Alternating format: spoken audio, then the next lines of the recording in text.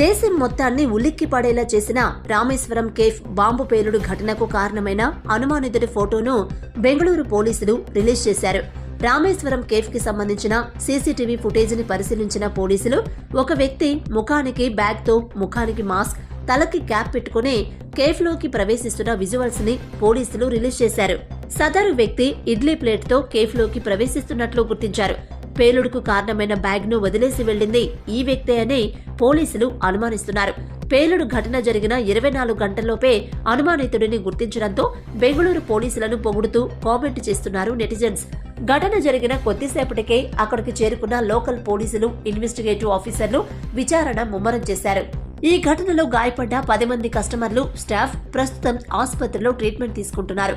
ఈ ఘటనపై స్పందించిన కమిషనర్ కేసు విచారణ ముమ్మరంగా జరుగుతోందని, వివిధ కోణాల్లో ఇన్వెస్టిగేటివ్ టీమ్స్ దర్యాప్తు చేస్తున్నాయని, కేసు యొక్క తీవ్రత, భద్రతా అంశాలను దృష్టిలో ఉంచుకుని మీడియా సపోర్ట్ చేయాలని కోరారు.